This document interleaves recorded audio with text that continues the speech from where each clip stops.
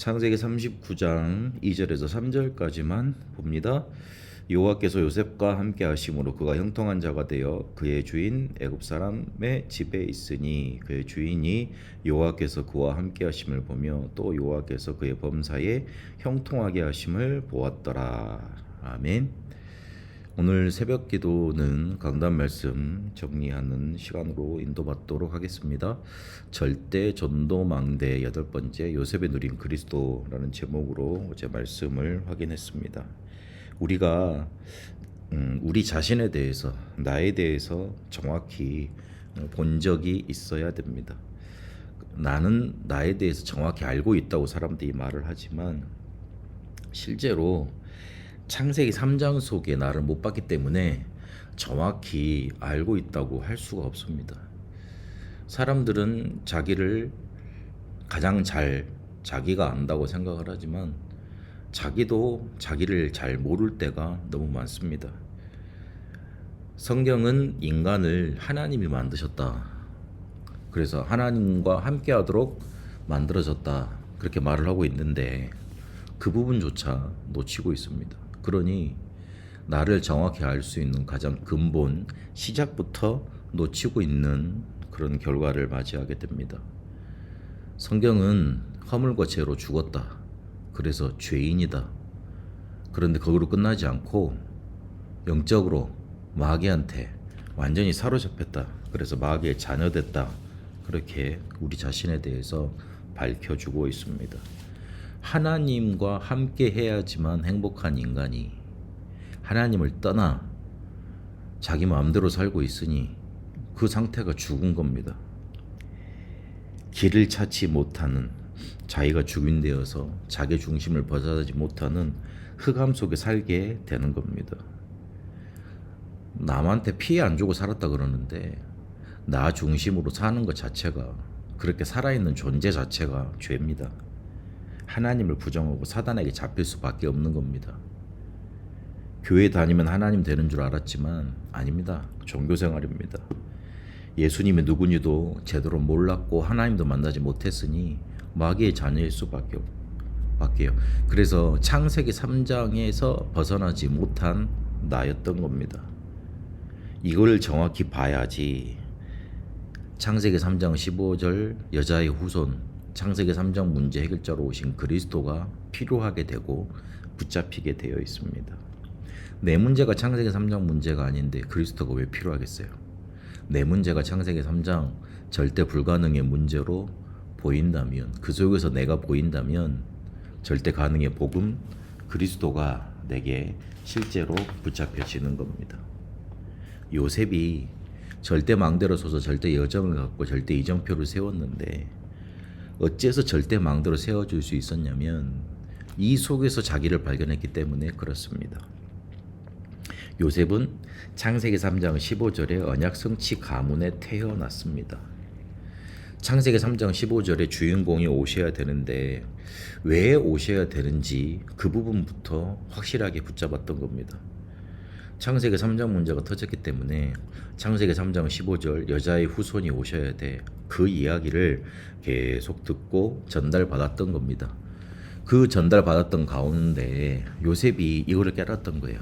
아, 그렇지. 그냥 그렇지 넘겼던 형들은 그냥 패스. 그런데 요셉은 이 속에서 자기를 발견했습니다. 이러니 어머니가 죽고 형들이 시기할 때 단순히 그거를 힘들다 어렵다 보낸 게 아니고 기도의 망대를 쌓는 과정으로 인도받게 됩니다. 그리고 창세기 12장 1절에서 3절 세계복음화의 언약이 자기한테 꿈으로 나타날 정도로 확실하게 붙잡게 됩니다. 창세기 3장 이후를 알고 창세기 3장 15절 언약의 주인공 여자의 후손 그리스도를 붙잡았는데 기도의 망대로 그걸 누리고 그리고 세계복음화까지 그렇게 언약으로 붙잡게 된 겁니다. 절대 망대로 설 수밖에 없었습니다.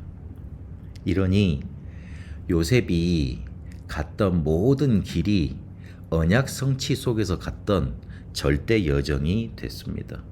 노예로 끌려갔지만 하나님은 선교사로 파송을 한 겁니다. 가정 총무가 돼서 조금 성공한 것 같았습니다. 그러나 그게 문제가 아니고 그 속에 여호와께서 함께 하셨습니다.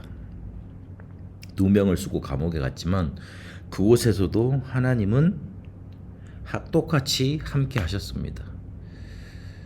자기가 형들한테 뭔가 잘못된 부분을 발견하고 이거는 고쳐야 되겠다고 아버지한테 고자질했잖아요. 그게 요셉의 영적 상태였던 거예요. 노예되기 전에요. 뭔가 자기는 의롭다고 생각을 하고 저걸 바꿔야 되겠다고 마음을 먹고 그렇게 형들의 잘못된 부분을 아버지한테 말해줬잖아요. 그걸 잘하는 줄 알았어요. 근데 그게 알고 보니 율법의 상태요, 종교의 상태요, 영적인 상태가 뭔가 자기의 의가 드러나는 그런 상태였던 겁니다.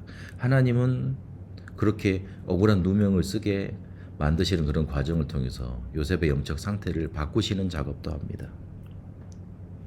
관원장의 꿈을 꾸면서 하나님이 시간표로 지고 있다는 것 알게 하시고, 그리고 바로의 꿈을 해석하고 답을 주면서 하나님의 영에 감동된 사람이라고 인정받는 지도자들에게 답을 주는 그런 절대 여정을 가게 됩니다. 그래서 요셉은 절대 이정표로 작품을 남겼습니다. 먼저 형들을 치유하는 작품부터 남겼습니다. 요셉이 머리를 지혜를 써가지고 형들이 자기들의 죄를 뉘우치고 있는지 갈등을 이렇게 딱 만들어서 그걸 확인하게 합니다. 형들 입에서 우리가 요셉을 죽였기 때문에 이렇게 벌을 받지 않냐, 우리가 잘못했다, 우리가 하지 말자고 그랬지 않냐, 그거를 뉘우쳤던 그런 고백들을 듣게 됩니다. 유다가 그의 생명을 담보로 하고, 그리고 형들이 후회하고 있음을 알아채고 그의 정체를 드러내고 자기 가족을 다 이렇게 불러 모으지 않습니까? 그러면서 가문을 살리고 그 가문을 민족으로 만드는 발판을 만드는 그런 작품을 만들어냅니다. 그리고 절대적으로 출애굽할 거라는 예언을 남기면서 절대 이정표를 남깁니다. 창세기 3장 15절의 주인공 그리스도가 가나안 땅에 오실 걸 알고 있었어요. 그래서 너희들은 가야 된다, 그렇게 미리 보고 알렸던 겁니다. 실제로 출애굽기 13장 19절에 요셉의 유고를 가지고 나오는 겁니다. 그렇게 요셉은 절대 망대로 섰고 절대 여정 속을 언약의 성취 속에 갔고, 그리고 가나안으로 다시 돌아갈 거라는 절대 이정표를 남기게 됩니다. 요셉이 한 가지 잘못했다면 똑같은 제자를 남기지 못했다, 그렇게 볼 수 있습니다. 복음과 사명은 가르칠 수 있지만 그 복음과 사명이 자기 것 되도록은 만들지 못합니다. 복음과 사명만 심겨졌다 그래서 제자가 되는 게 아니고, 이 복음과 사명이 실제로 자기 것 되어져서 자기 것으로 누려져서 응답받아 가는 여정을 갈 때 제자가 되는 겁니다. 그게 제자지 않습니까? 그렇다면 우리에게는 복음과 사명이 심겨져 있는데 다른 사람한테 이게 전달이 되려면 기도가 우리 먼저 되어져야 되고, 그리고 기도를 가르쳐 줘야 됩니다. 요셉이 이 부분에 아마 바빴을 거고 이제는 좀 괜찮다고 생각을 했을 거고, 또한 그 또한 하나님의 절대 주권이었습니다마는 똑같은 제자를 남기지 못했습니다. 우리는 기도로 우리에게 주신 복음과 세계 복음 말하는 사명을 우리 것으로 만들고 누리다가 우리 후대에게 그대로 전달해 줘야 됩니다. 우리 제자들에게 그대로 나타내 줘야 됩니다. 그래서 아침에는 마음속에 여유로 충만해져야 됩니다. 그 속에서 힘 얻어서 일하러 나가야 됩니다. 낮에는 내 삶 속에서 평안 착 누려야 됩니다. 그 어떤 것도 문제되지 않도록 모든 것을 수용하고 또 초월하고 답줄 수 있는 그 힘으로 평안해져야 됩니다. 평안을 누려야 됩니다. 이 속에서 사람 만나면 살리게 되는 겁니다. 그게 낮 기도입니다. 밤에는 안식을 누리고 집중의 시간 속에 마무리하는 겁니다. 집중은 꼭 내가 해야 될 것 하는 거, 꼭 해야 될 거 한다는 것은 안 해도 될 것은 안 하는 그런 시간을 가지는 겁니다. 이번 한 주간 요셉이 누렸던 절대 망대 여정 이정표를 통해서 그리스도를 확인하시고 또 누리시는 응답 있게 되시기를 축복합니다. 나에 대해서 정확히 보시고 그 속에서 그리스도가 붙잡혀지고 또 기도로 이 사실이 누려져 나 살고 내 제자 후대 남을 살리는 응답이 넘쳐나게 되시기를 축복합니다. 살아계신 하나님 감사합니다. 하나님이 우리에게 주신 이 복음 우리 속에 여유로 평안으로 안식으로 누리도록 그것이 우리 속에 충만해지도록 인도하옵소서. 그래서 우리 속에 절대망대 세워지고 절대 여정을 가고 절대 이정표 세우는 응답이 있게 하옵소서. 나에게 먼저 있게 하시고 우리 후대들에게 제자들에게 우리 가는 현장 속에 있게 하옵소서. 살아계신 우리 주 예수 그리스도 이름으로 기도합니다. 아멘.